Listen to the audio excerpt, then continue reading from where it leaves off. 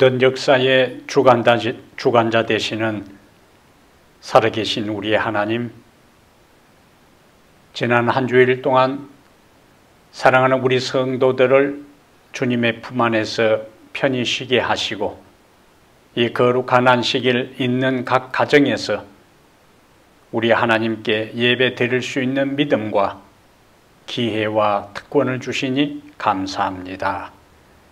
오늘 약속하신 성령 하나님께서 두세 사람이 내 이름으로 모인 곳에는 나도 함께 있을 것이라고 약속하신 예수님의 약속을 따라 모든 성도들이 예배하는 각 가정에 주님의 임재하심으로 충만하게 하여 주시옵소서.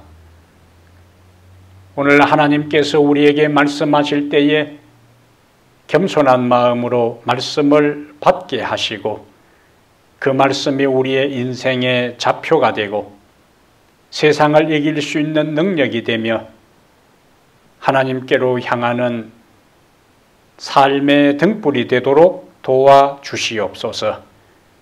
이 시간 내내 주의 거룩한 영이 함께하여 주시옵기를 우리 주 예수 그리스도 이름으로 간절히 기도합니다. 아멘.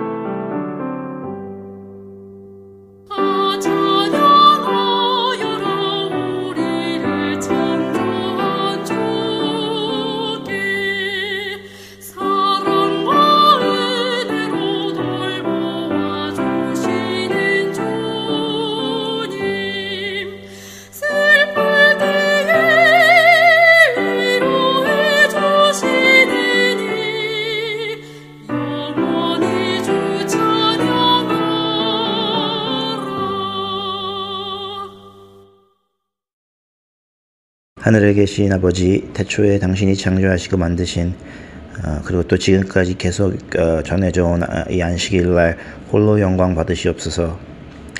일주일 동안 저희를 지켜주시고 일터에 보내어서 안식일의 쉼의 소중함을 느끼게 해주시고 예배음의 그리움을 느끼게 해주셔서 너무 감사합니다.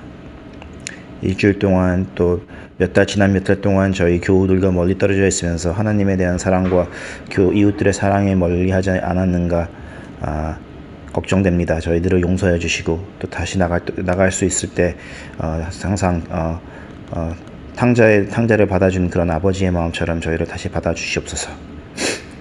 코로나 때문에 많이 힘들어가는 저희 교회의 2020 비전 그리고 또 청년 목사님 이 모든 일 우리가 다시 교회에 돌아와서 그 목표를 의식을 잃지 않고 그 목표를 향하여 열심히 나갈 수 있도록 교인들이 모두 한마음으로 다시 크게 일어날 수 있도록 도와주십시오. 병중에 계신 분들 또 외로운 분들 항상 같이 하여 주시고 그들에게도 빨리 좋은 소식과 또 다시 예배드릴 수 있는 힘과 기회를 주십시오.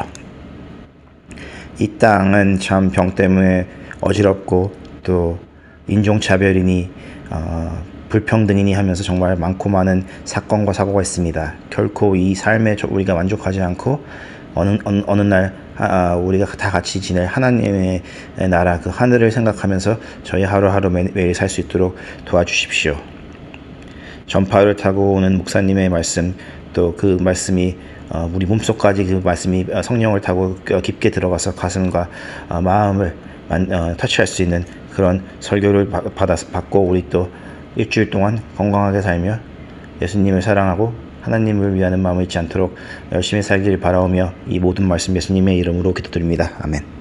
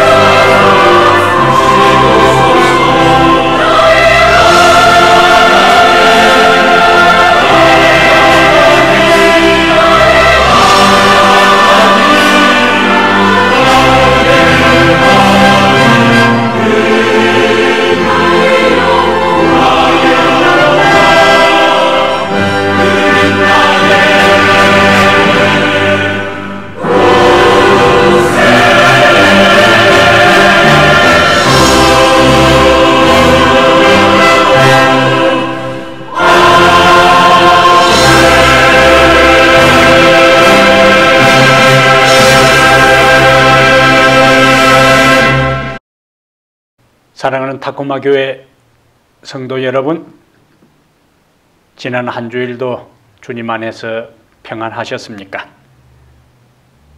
오늘 하나님께서 거룩하게 구별하시고 우리에게 복 주시겠다고 약속하신 이 안식일에 하나님이 주신 평안과 안식이 각 가정에서 예배드리는 우리 모든 성도들 여러분에게 충만하게 임재하게 되기를 간절히 기도합니다.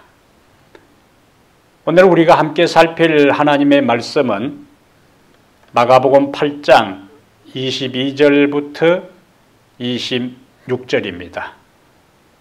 마가복음 8장 22절부터 26절까지요. 벳세다에 이름에 사람들이 맹인 한 사람을 데리고 예수께 나와 손 대시기를 구하거늘 예수께서 맹인의 손을 붙잡으시고 마을 밖으로 데리고 나가사 눈에 침을 뱉으시며 그에게 안수하시고 무엇이 보이느냐 물으시니 쳐다보며 이르되 사람들이 보이나이다. 나무 같은 것들이 걸어가는 것을 보나이다 하거늘 이에 그 눈에 다시 안수하심에 그가 주목하여 보더니 나아서 모든 것을 밝히 보는지라. 예수께서 그 사람을 집으로 보내시며 이르시되 마을에는 들어가지 말라 하시니라. 아멘. 오늘은 마가복음 8장 22절부터 26절을 본문으로 해서 무엇이 보이느냐, 무엇이 보이느냐 이런 제목으로 하나님의 말씀을 증거하겠습니다.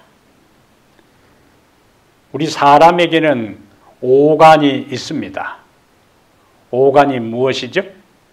보고, 듣고, 만지고, 맛보고, 냄새를 맡는 이것을 우리가 5가지 감각기관, 오간이라 그렇게 합니다. 그런데 우리 말에는 유독 본다, 이 보는 것, 시각에 대한 표현들이 많이 있어요. 예를 들면 먹어 본다, 알아 본다, 또 해 본다, 생각도 생각해 본다, 말해 본다, 또 어떤 것이 있을까요? 만져 본다, 들어 본다, 심지어 음식의 맛을 체크하는 것도 맛을 본다, 냄새를 맡아 본다. 다 앞에 나오는 단어 뒤에 붙는 것이 뭐냐면은 전미사가 본다 하는 것입니다. 그래서 이 본다라는 것이 너무 중요하기 때문에 백문이 불여일견이라 그렇게 이야기하잖아요. 100번 듣는 것보다 한 번 보는 것이 더 낫다. 보는 것이 그만큼 중요한 것을 단적으로 말해주는 표현입니다. 오늘 본문에는 예수님이 벳세다에 가셨을 때 사람들이 맹인 한 사람을 데리고 예수께 데리고 옵니다. 그때 예수님께서는 그 맹인을 고쳐주셨는데요. 그런데 오늘 본문의 맹인은 바로 한 번에 치료되지 않았습니다. 첫 번째는 희미하게 사람을 볼 수 있었어요. 그러다가 예수님께서 두 번째 그의 눈에 안수하셨을 때에 성경은 밝히 모든 것을 밝히 보는지라 25절에 그렇게 말씀하고 있습니다. 그러면 왜 예수님께서 한 번에 이 맹인을 치료하지 않으시고 단계적으로 치료했었을까요? 이런 질문을 한번 성경을 읽을 때에 던져보셨습니까? 그냥 읽으셨어요?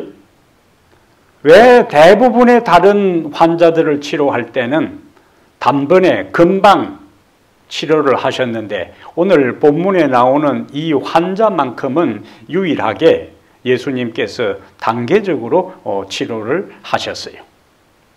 이러한 왜 단계적으로 치료하셨을까라는 그 질문에 대한 답은 오늘 성경 본문과 앞뒤 문맥을 통하여 그 이유와 목적을 발견해 낼 수 있습니다. 그래서 오늘 본문이 주는 기별이 무엇인가?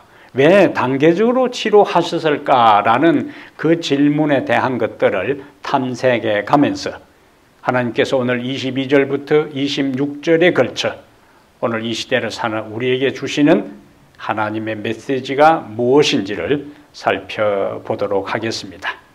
첫 번째, 하나님께서 본문을 통해서 우리에게 주시는 기별은 예수님은 그의 주권으로 다양한 방법으로 우리를 대하신다. 예수님은 그의 절대적인 주권으로 다양한 방법으로 우리를 대하신다. 사실 예수님은 지상생애 동안 수많은 환자들을 고치셨어요. 그런데 예수님은 환자들을 치료하실 때에 한 가지 방법만 사용하신 것이 아니고 다양한 방법을 사용하셨어요. 어떤 것이 있지요? 사복음서에 예수님께서 환자들을 치료할 때에 어떤 방법으로 환자들을 치료하셨어요? 가장 많이 한 것이 뭡니까? 말씀으로 치료하셨어요. 네 믿음이 너를 구원하였다. 그 다음에 환자에게 어떤 때는 예수님께서 직접 안수하셨습니다. 타치하셔서 치료하셨어요. 어떤 때는 환자 가장 가까이에서 치료하시고 어떤 때는 손을 말씀도 하시면서 동시에 손을 잡고 일으키시기도 하셨어요. 그래서 가까이에서 치료하시고 또 다른 예도 있어요. 회당장 야이로의 딸 같은 경우에는 가까이에서 치료하셨어요? 집에 가서 치료하셨어요? 아니면은 야이로의 믿음을, 회당장 야이로의 믿음을 보고 그냥 부탁을 받고 그 집에 가기도 전에 치료하셨어요? 가지 않으시고 아버지의 믿음을 보고 멀리서 말씀으로 그냥 치료하셨어요.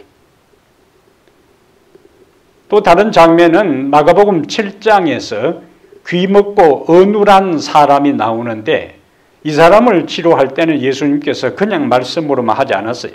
손가락을 그의 양귀에 넣고 또 침을 뱉어 그의 혀에 손을 대서 치료하셨어요. 게다가 요한복음 9장의 맹인을 치료하실 때에는 또 땅에 침을 뱉어 진흙을 이겨 이 맹인의 눈에 발라 그것으로 끝나지 않고 실로암 못에 가서 씻으라.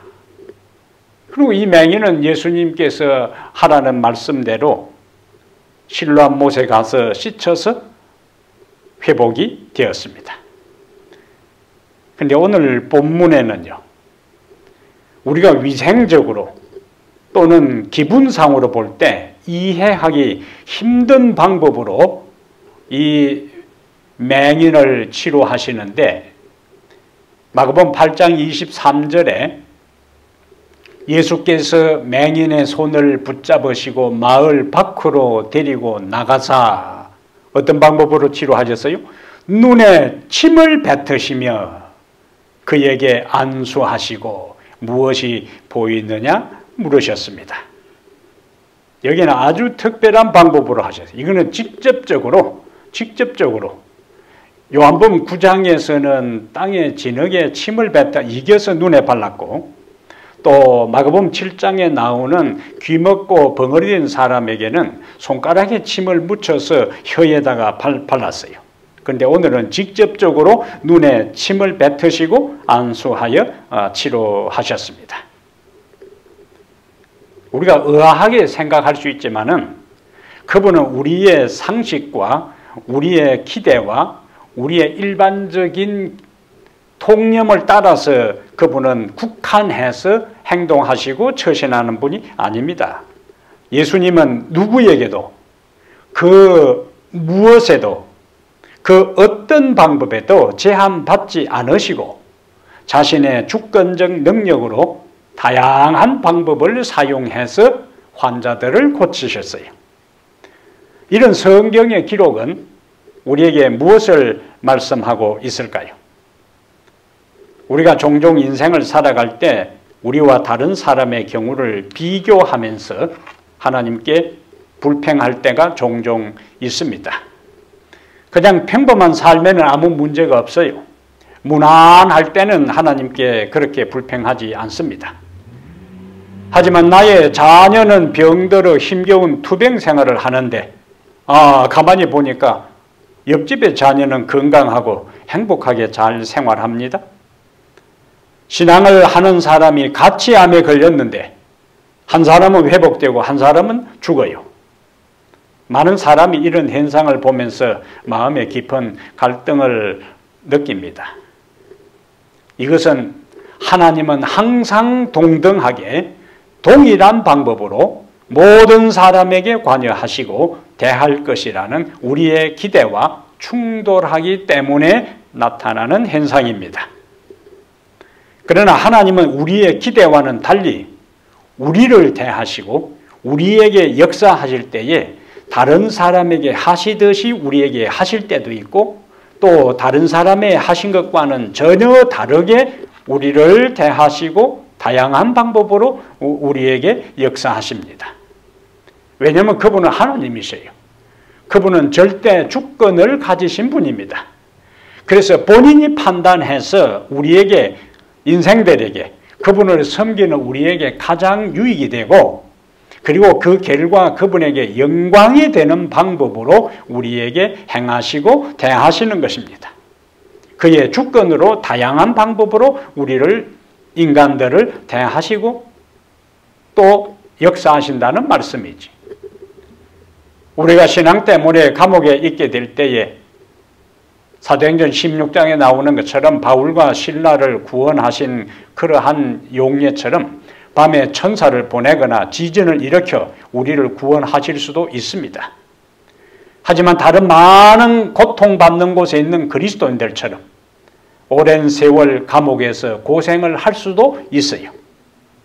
어떤 날은 우리의 생애에 하나님의 성령이 강력하게 역사하는 것을 느낄 수도 있고 또 어떤 날은 하나님이 우리를 버리셔서 하나님이 우리를 떠나셔서 어두운 터널을 지나가는 것 같은 절망적이고 암담하고 우울한 느낌을 가질 수도 있습니다. 우리가 삶을 살아가는 데는 밝은 날도 있고 어두운 밤도 있습니다. 하지만 우리 하나님은 우리를 영적으로 성숙하도록 하기 위해 무한히 창조적이고 다양한 방법으로 우리를 대하시고 행하시는 것입니다. 이것을 깨닫는 것이 아주 중요합니다. 이사야 55장 8절과 9절의 말씀을 보면은 우리가 이와 같은 것들을 좀 더 정확하게 받아들일 수가 있습니다. 왜 하나님께서 그의 주권으로 다양한 방법으로 똑같이 다른 사람하고 똑같이 하게 하지 않고 차이가 나도록 어떤 때는 갈등이 생기도록 역사하시는가? 이사야 55장 8절에 이는 내 생각이 너희의 생각과 다르며 하나님의 생각하고 우리의 생각하고 다르다고 말씀하잖아요. 내 길은 너희 길과 다름이니라 여호와의 말씀이니라. 9절에는요. 이는 하늘이 땅보다 높음같이 내 길은 너희의 길보다 높으며 내 생각은 너희의 생각보다 높음이니라.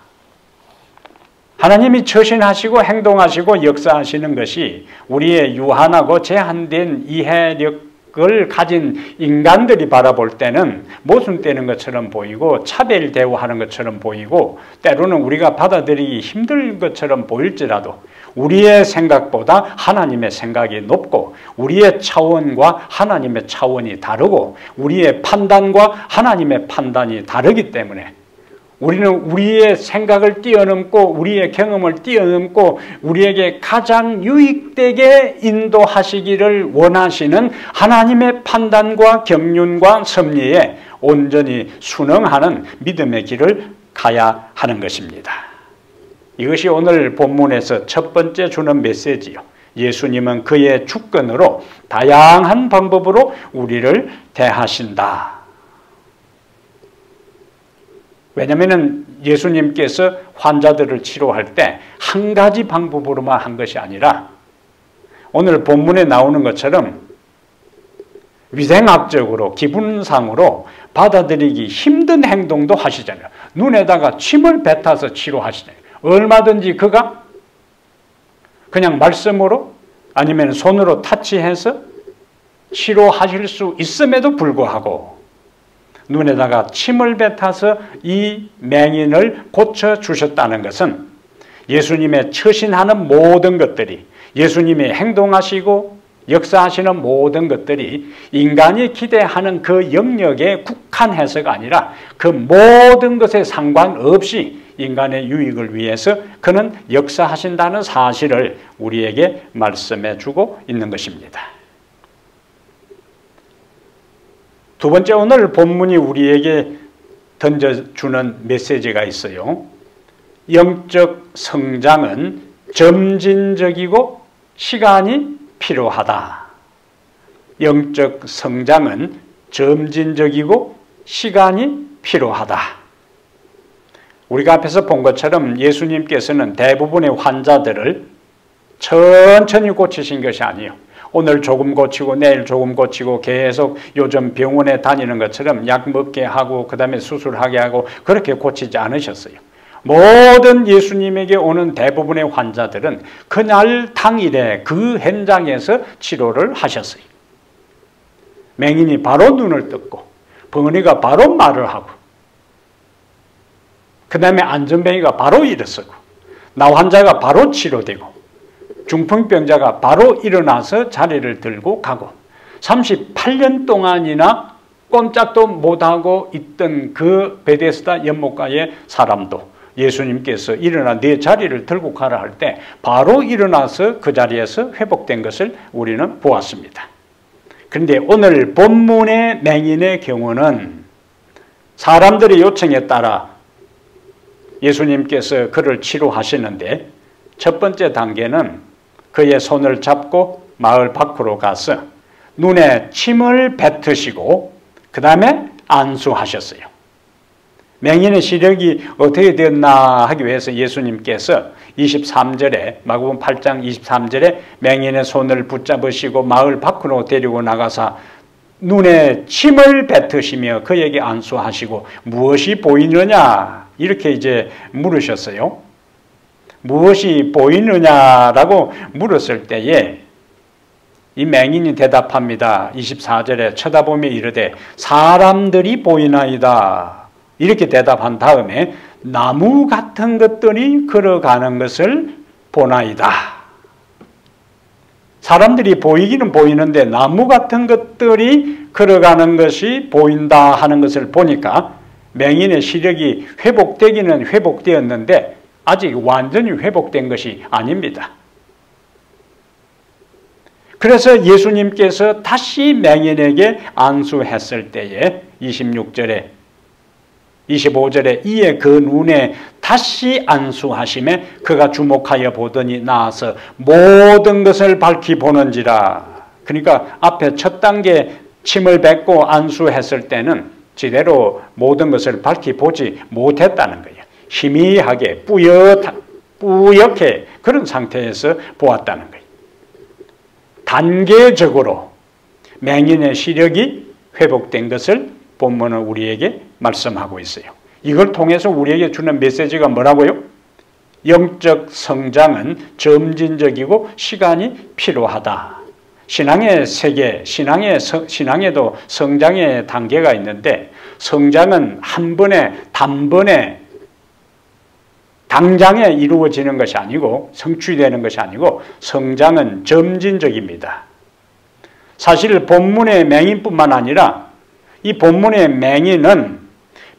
예수님께서 맹인을 치료한 이야기는 맹인을 치료한 이야기로 그치지 않습니다. 마가는 이 맹인의 이야기를 마가복음 8장에서 아주 중요한 가운데다가 이 맹인의 치료 이야기를 하고 있는데 의도적이요. 영감을 받은 마가가 의도적으로 맹인의 이야기를 8장에 전개되는 중요한 스토리 한가운데다가 배치를 했는데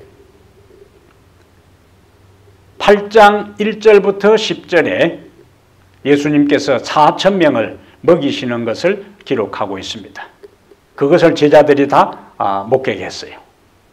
그리고 이전에는 5,000명을 오병이어로 먹이시는 것도 제자들이 다 경험했습니다.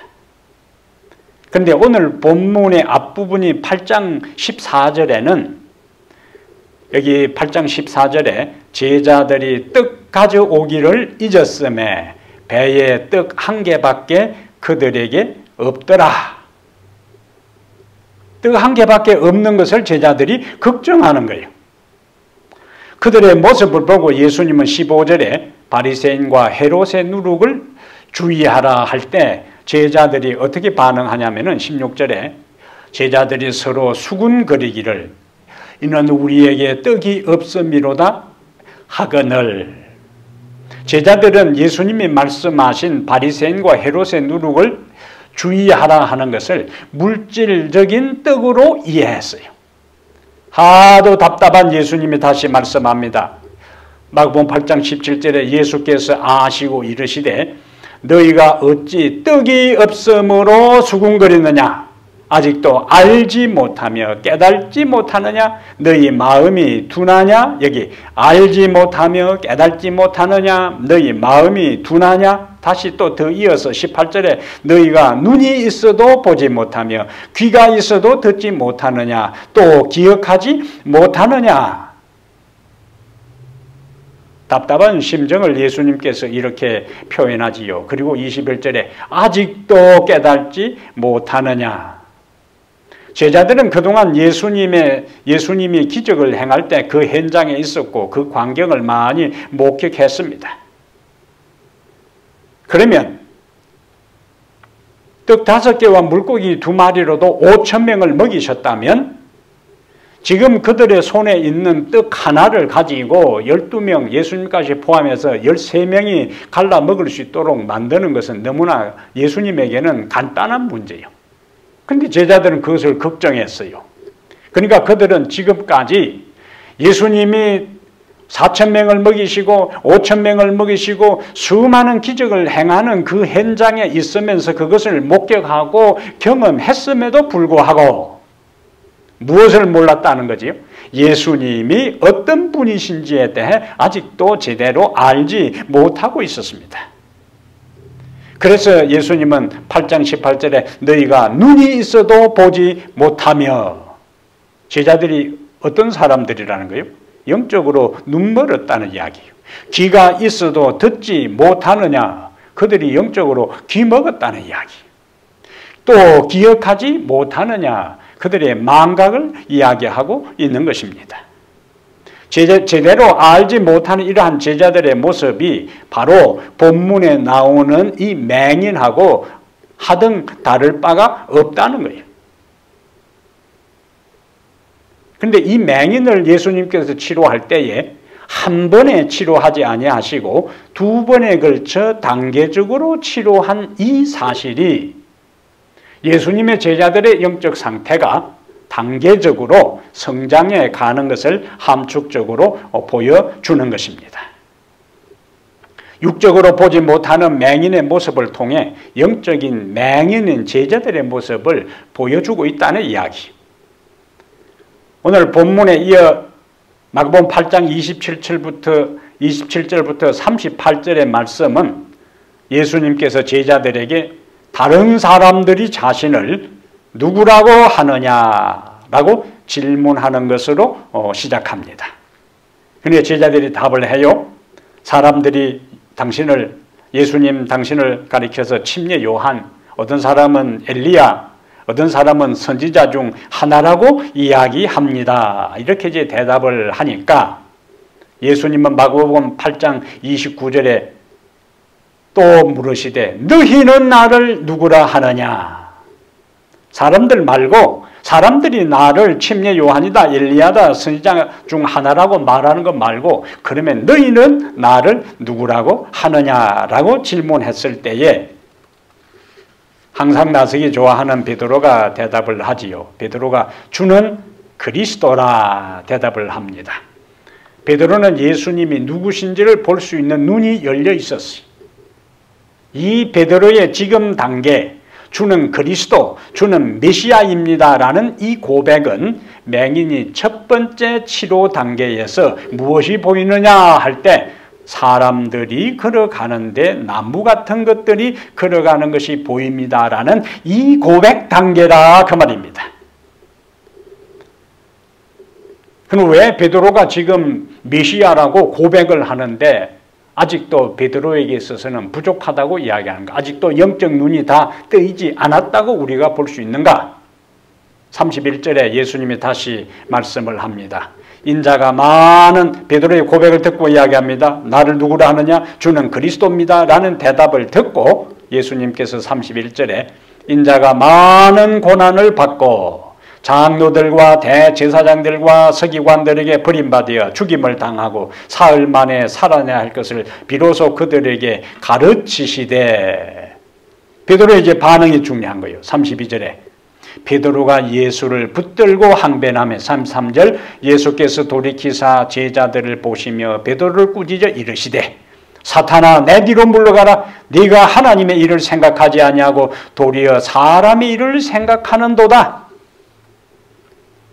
베드로는 예수님이 그리스도 메시아라는 것은 알았지만 무엇은 몰랐는가? 그 메시아가 사명을 감당하기 위해서 많은 고난을 당하고 죽임을 당하고 사흘 만에 다시 살아나야 한다는 그 사실은 알지 못했어요. 그리고 제자로서 지불해야 할 값이 무엇인지 몰랐습니다. 예수님은 그러한 베드로에게 이야기합니다. 34절에 무리와 제자들을 불러 이르시되 누구든지 나를 따라오려거든 자기를 부인하고 자기 십자가를 지고 나를 따를 것이니라. 누구든지 자기 목숨을 구원하고자 하면 잃을 것이요 누구든지 나와 복음을 위하여 자기 목숨을 잃으면 구원하리라. 이 제자가 될 때에 지불해야 할 대가에 대한 제자도의 그 희생에 대한 것을 예수님께서 여기서 말씀하고 있는 것입니다. 그러면 예수님께서 누구라 하느냐 베드로에게 제자들이 질문했고 베드로는 주는 메시아 그리스도라고 대답한 다음 그 이야기를 듣고 예수님께서 자신의 고난에 대한 이야기를 할 때 왜 베드로가 32절에서 베드로가 예수를 붙들고 항변했다는 이야기는 그런 말씀하지 말라는 거예요. 무슨 말씀을 하냐고요. 얼토당토하지도 않는 말씀 하지 말라고 강하게 저항하는 그런 모습이 항변입니다. 베드로가 기대한 예수님이 메시아는 메시아인데 예수님이 메시아로서의 사명을 감당하고 희생을 각오해야 할 그 메시아의 길과 베드로가 기대한 메시아는 차이가 있었어요. 베드로는 메시아라는 사실 첫 번째 단계의 영적 눈은 띄었지만은 예수님이 고난을 통한 메시아의 사명을 완수하는 데 대한 것은 이해를 하지 못했다는 이야기. 베드로가 이해한 메시아는 이스라엘 백성들을 로마의 압제로부터 구원할 세상적이고 정치적인 메시아였어요. 그리고 그 예수를 따르는 그들에게는 세상이 말하는 승리와 영광이 있을 것이라고 그는 착각하고 있었습니다. 그런 상태에 있던 베드로가 두 번째 안수에서 처음에는 흐릿하고 희미하고 구름 낀 것 같은 그 상태의 맹인의 눈이 두 번째 안수에서 완전히 회복되어서 밝히 보는지라 했던 것처럼 베드로와 제자들은 오순절의 성령 강림 이후에 다시 영적 눈이 열려 예수님의 사명과 제자들인 자신들의 사명을 온전히 알게 된 거예요. 맹인의 시력이 단계적으로 회복된 것처럼 제자들의 영적 눈 열림도 단계적으로 이루어졌다는 이야기입니다. 우리가 우리 자신과 구도자와 가족들의 영적 성장과 변화를 위하여 기도할 때에 바로 당장의 결과가 나타나지 않을 수 있습니다. 사실 동물들은 태어나면 곧 뛰게 되지만은 사람은 보통 1년이 지나야 스스로 걸을 수 있게 됩니다. 그동안에 그들은 반복하여 어린아이는 넘어지고 일어서는 과정을 통하여 홀로 설 수 있게 되는 거예요. 영적 세계도 동일합니다. 그래서 잠언 24장 16절에 대저 의인은 7번 넘어질지라도 다시 일어난다고 말씀하고 있어요. 다시 일어나는 겁니다. 그러한 무수히 넘어짐과 다시 일어나는 과정을 통해서 우리는 영적으로 성장하는 거예요. 우리 자신의 변화와 다른 사람이 변화되기를 위한 기도의 응답이 지연되는 것처럼 생각될 때가 많습니다. 인내를 가질 필요가 있어요. 맹인의 회복이 한 번에 이루어지지 않고 단계적으로 시력이 회복되었다는 본문의 이야기를 기억하게 되기를 바랍니다. 그래서 우리는 부족한 우리 자신을 받아들이고 부족하고 결점이 많은 다른 사람들을 이해하고 용납해야 합니다. 우리 중 누가 나는 다 이루었다, 목표에 도달했다고 외칠 수 있는 사람이 있겠습니까? 사도 바울과 같은 위대한 믿음의 거성도, 신앙의 거성도 빌립보 3장 12절에 내가 이미 얻었다 함도 아니요 온전히 이루었다 함도 아니라 오직 내가 그리스도 예수께 잡힌 바 된 그것을 잡으려고 달려가노라, 이렇게 고백하고 있습니다.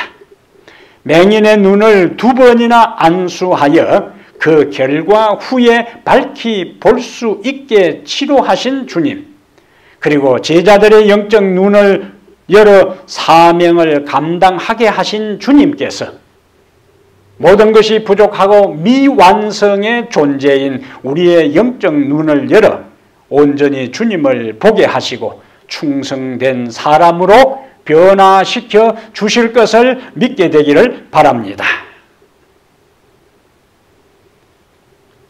세 번째, 오늘 본문이 우리에게 던져주는 귀한 메시지가 있습니다. 마가복음 8장 24절에 예수님께서 무엇이 보이느냐라는 그 질문에 대해 이 맹인이 이야기를 해요. 쳐다보며 이르되 사람들이 보이나이다. 나무 같은 것들이 걸어가는 것을 보는 나무 같은 것들이 걸어가는 것을 보나이다. 이것은 우리에게 무엇을 이야기할까요? 어떻게 하면 우리의 영적 눈이 열리고 세상을 제대로 보고 하나님을 바라보고 우리의 사명을 알고 말씀을 기억하고 영적으로 성장하는 경험의 자리에 이를 수 있을까요? 그것이 바로 이 8장 24절에 이 맹인이 대답한 것이 우리에게 그 방법을 말씀해 주고 있어요. 어떻게 우리의 영적 눈이 열릴 수 있는가? 영안이 열릴 수 있는가? 자신의 한계와 부족한 것을 정직하게 주님께 고백하라. 자신의 한계와 부족한 것을 정직하게 인정하고 고백하라 하는 말씀입니다. 마을 사람들에게 이끌려온 맹인을 주님은 손을 붙드시고 마을 밖으로 데리고 나가셨어요. 이 맹인은 예수님이 이끄시는 대로 따라갔습니다. 그리고 그의 눈에 침을 뱉었지만 거절하지 않았어요. 인간적으로는 얼마나 모욕적입니까? 얼마나 기분 나빴겠어요. 위생적으로도 자기를 치료해 준다고 사람들이 있는 곳에서 손을 잡고 마을 밖으로 조용한 데로 데리고 나가서 세워놓고는 그냥 예수님께서 그 맹인의 눈에다가 침을 뱉었어요. 침을 뱉는 것은 굉장히 동서양을 막론하고 최고의 모욕입니다. 근데 예수님은 그 맹인의 눈에 침을 뱉었거든요. 그러나 이 맹인은 예수님이 하시는 방식을 그대로 받아들였습니다. 예수님에 대한 신뢰가 있었기 때문에 그래요. 사실상 맹인들이 시력을 잃게 되면 청각하고 촉각이 굉장히 발달합니다. 근데 예수님께서 맹인의 손을 잡으시고 마을 밖으로 갈 때에 그냥 묵묵하게 아무 말씀도 하지 않으시고 걸어가지 않으셨을 거예요. 그의 손을 잡으시고 촉각입니다. 그리고 그러시면서 이 맹인에게 말씀하셨을 거예요. 그 짧은 시간 동안 짧은 거리를 마을에서 마을 밖으로 나가는 동안 맹인에게 있어서는 이 예수님에 대한 전적인 신뢰와 믿음이 생겼기 때문에 그의 눈에 침을 뱉는 그러한 행동에 대해서도 거절하지 아니하고 기분 나빠하지 아니하고 예수님의 손을 뿌리치고 그냥 도망치지 아니하고 그것을 다 받아들이셨어요. 그리고 그의 눈에 첫 번째 안수를 하시고 예수님이 질문하시면서 무엇이 보이느냐 할 때 맹인이 대답한 것이 이렇게 대답할 수도 있어요. 안 보이다가 조금 보이니까 그것도 고마워서 그냥 잘 보입니다. 모든 것이 잘 보입니다. 너무 고맙다고, 감사하다고 이렇게 이야기할 수도 있어요. 만약에 이 맹인이 그렇게 대답했더라면 그는 온전한 시력을 회복하지 못하고 말았을 것입니다. 그러나 이 맹인은 자신이 아직 회복되지 않은 것을 정직하게 말했어요. 보이기는 보입니다. 사람들이 걸어 다닙니다. 그러나 제대로 사람들이 보이지 않고 나무 같은 것들이 걸어 다니는 것을 봅니다라고 자기 눈에 보이는 그 현상, 실상을 있는 그대로 정직하게 그가 예수님께 이야기를 했어요.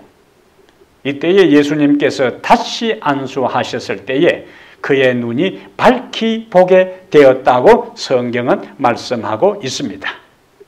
이 맹인이 완전히 고침을 받은 것은 그의 맹인된 상태에서 시력이 회복되어서 밝은 세상을 볼 수 있었던 것은 그가 자신의 상태를 정직하게 주님께 고백한 것 때문입니다. 이것이 중요한 포인트예요. 우리 자신과 그리고 우리가 기도하는 다른 사람들이 이제 막 신앙생활을 시작한 사람들이 우리가 기대하는 만큼 빨리 변화되지 않는다고 포기하지 마시기를 바랍니다.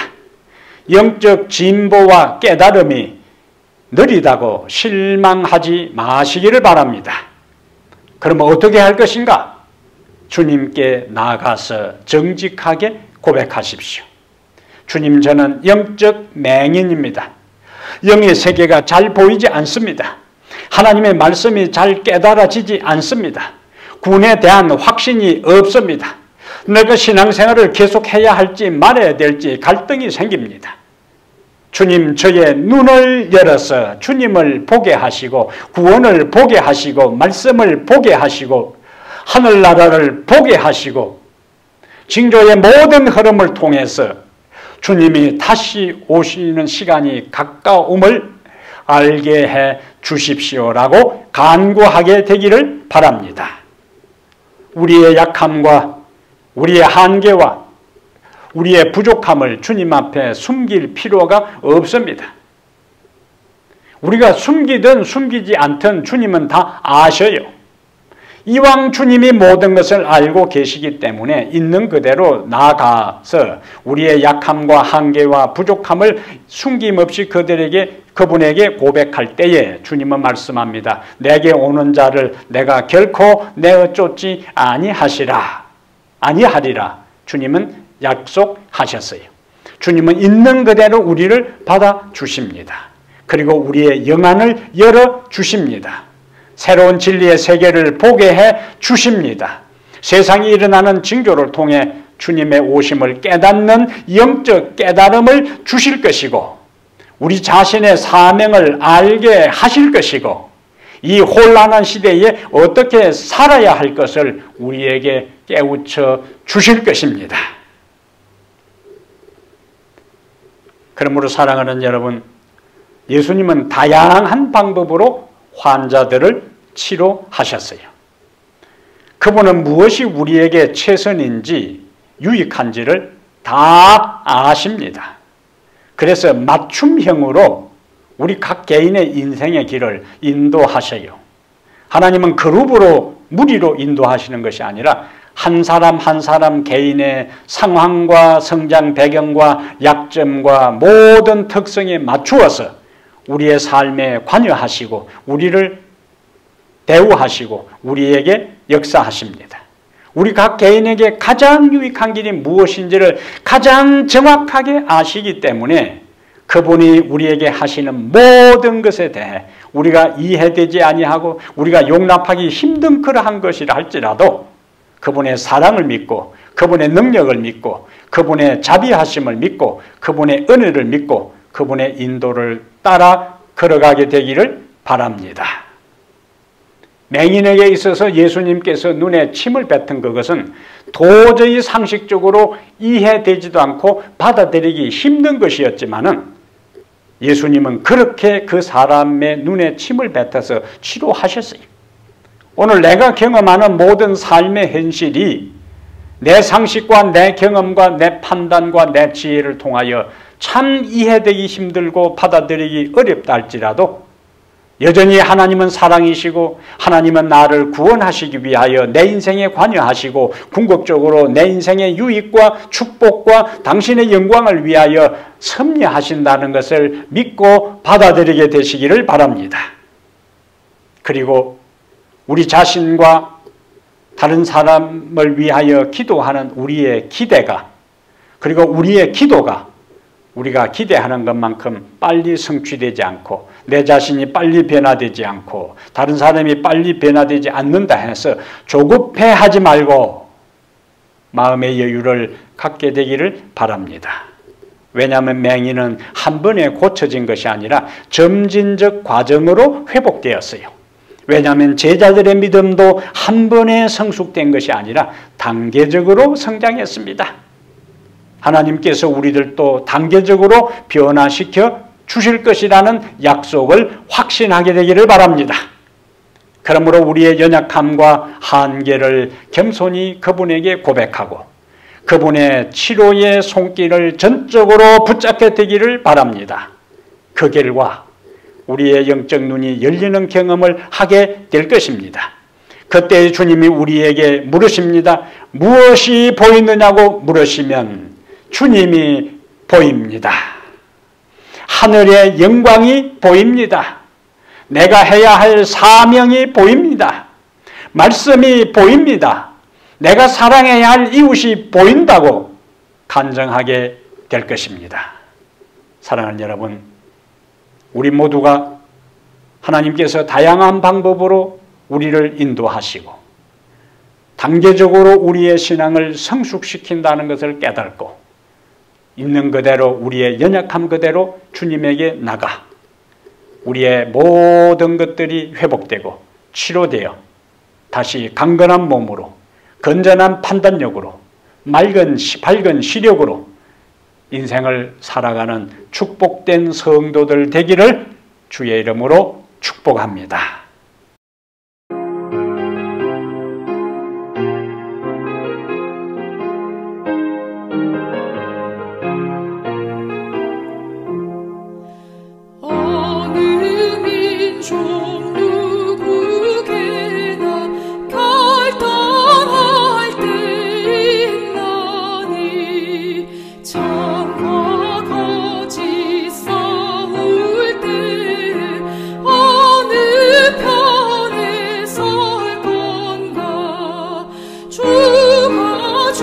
진리